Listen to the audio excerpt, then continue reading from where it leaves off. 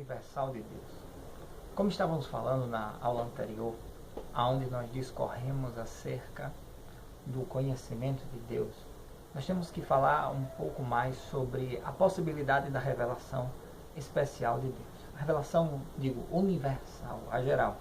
Pois bem, a título de delimitação do tema, não iremos nos aprofundar neste curso acerca da revelação específica, tampouco da revelação geral no seu aspecto histórico, a intervenção divina na história. Antes, nós optaremos focalizar o nosso labor na análise filosófico-teológica da ou possibilidade do homem de ou conhecer a Deus em sua consciência, quando em contemplação com a natureza observável, como em nossa opinião teria afirmado o apóstolo Paulo ao declarar que, porquanto o que de Deus se pode conhecer neles se manifesta, porque Deus mesmo lhe o manifestou. Pois bem, ou seja, que a manifestação divina ocorreria na mente do indivíduo que observa a obra da criação e não nos fenômenos naturais em si.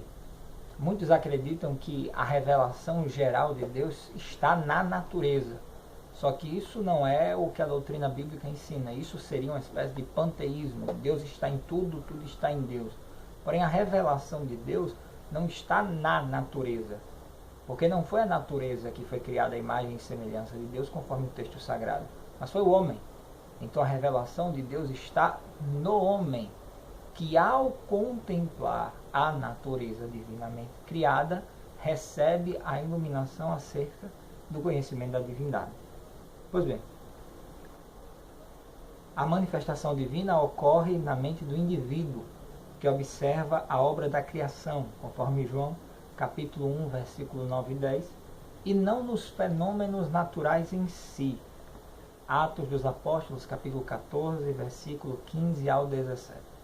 Pois bem, estes, por sua vez, os fenômenos naturais, serviriam apenas como um meio de despertar o entendimento humano e clarear sua visão concernente às coisas invisíveis desde a criação, como diz Paulo em Romanos, capítulo de número 1, versículo 19 e 20.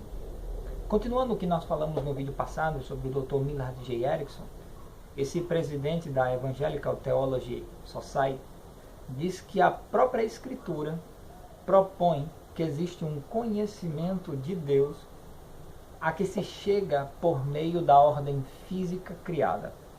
Bom, isso ele dá a entender que o próprio Deus teria deixado inúmeras provas a respeito de si mesmo no mundo por ele criado. São as palavras do salmista Davi no Salmo de número 19, versículo 1 a 4, que vão dizer que os céus manifestam a glória de Deus, e o firmamento anuncia as obras das suas mãos, que um dia faz declaração a outro dia, e uma noite mostra sabedoria a outra noite. Sem linguagem, sem fala, ouvem-se as suas vozes em toda a extensão da terra, e as palavras até ao fim do mundo. Acerca disso, concorda Donald Stumps, comentarista da Bíblia e Estudo Pentecostal, ao declarar que para a tradição religiosa judaico-cristã, o mundo físico manifesta a glória e o poder criador de Deus. Embora o próprio Stumps também afirme no mesmo comentário que o conceito de muitos incrédulos, ao contrário, é que a criação é em si mesma uma entidade divina, conforme Deuteronômio 4:19, 2 Reis 23:5. O que eu falei anteriormente, que o engano é acreditar que a divindade está na natureza.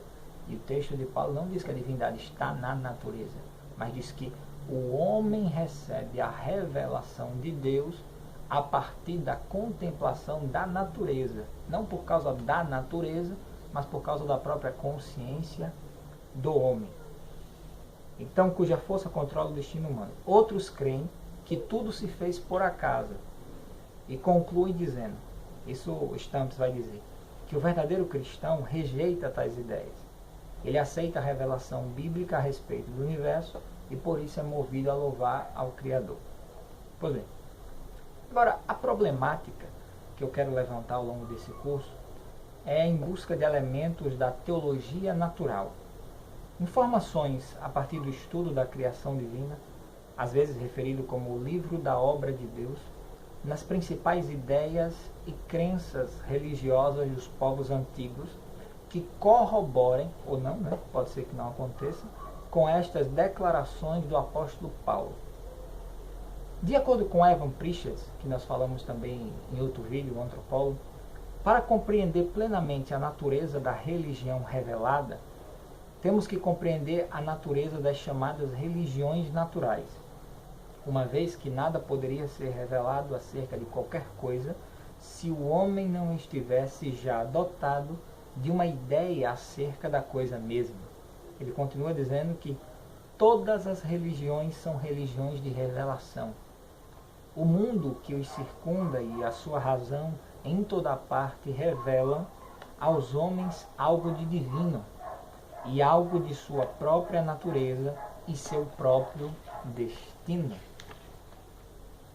A observação da natureza pelos povos primitivos e civilizações antigas teria sido, portanto, um pré-requisito para a crença nas divindades?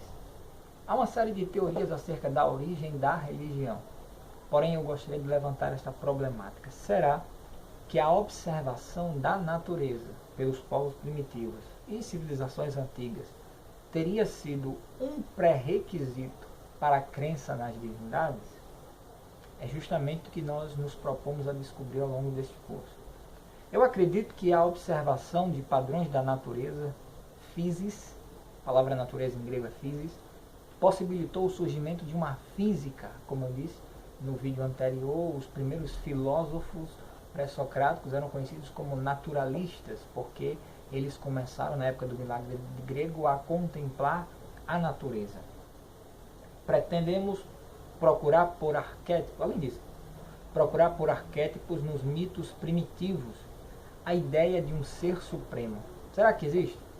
Entre os egípcios, entre os incas, entre os maias, entre os astecas, algum momento, algum ritual, algum mito em que aqueles povos pré-cristãos, ao contemplar a natureza, chegaram a alguma conclusão acerca da divindade?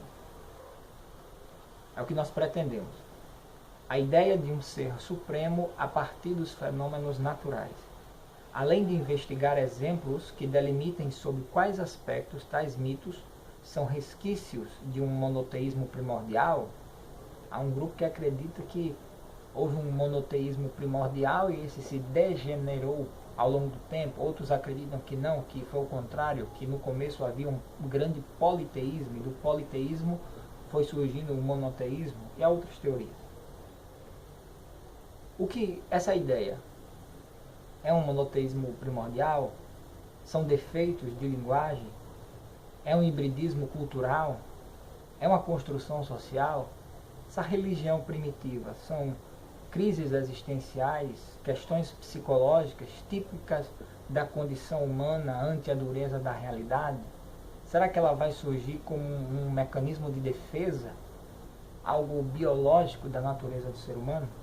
Bom, nossa proposta questionadora neste curso nos levará a indagar se de fato os assírios, sumérios, egípcios, persas, gregos, romanos, incas, astecas, maias, China antiga, Índia antiga e tantos outros povos ditos pagãos teriam de fato visto ao Deus judaico-cristão, como teria afirmado o sistematizador do cristianismo. É Paulo quem vai dizer em Romanos, capítulo de número 1, versículo 18 a 25, que do céu se manifesta a ira de Deus sobre toda a impiedade e injustiça dos homens, que detém a verdade em mentira, em injustiça.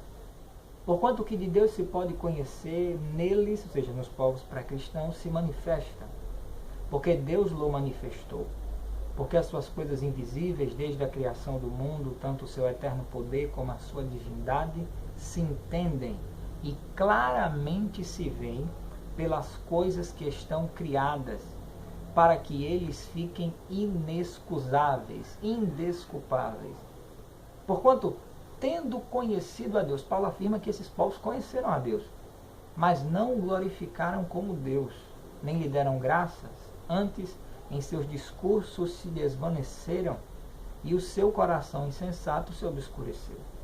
Dizendo-se sábios, tornaram-se loucos e mudaram a glória do Deus incorruptível em semelhança da imagem de homem corruptível, de aves, de quadrúpedes, de répteis. Será que houve mesmo isso? Será que houve alguma religião da antiguidade que contemplou a natureza e ao invés de dar glória a um Deus soberano, adorou a divindades com formatos de animais? Vamos ver. Por isso também Deus os entregou, continua o texto, as concupiscências de seus corações, a imundícia, para desonrarem seus corpos entre si, pois mudaram a verdade de Deus em mentira, e honraram e serviram mais a criatura do que o Criador, que é bendito eternamente. Pois bem, eu acredito que ao escrever acerca da depravação dos gentios, o apóstolo Paulo teria estabelecido uma doutrina que, doravante, ao longo desse curso, eu optei por denominar de Theos Orge, que do grego significa da ira de Deus, a qual justificaria-se no fato de que os pagãos teriam conhecido, mas não reconhecido a Deus como tal. Olha o detalhe, eles conheceram a Deus, mas não o reconheceram como Deus. Antes, isso segundo o apóstolo Paulo, haveriam enveredado no caminho da idolatria e outros abismos. Millard J. Erickson, o teólogo que nós estamos acompanhando, ele analisa esta passagem do texto de Paulo aos Romanos, dizendo que a linguagem desta passagem é clara e forte. É difícil interpretar expressões como o que de Deus se pode conhecer e é manifesto, no versículo 19, como uma referência a outra coisa, a não ser uma verdade objetiva, cognoscível.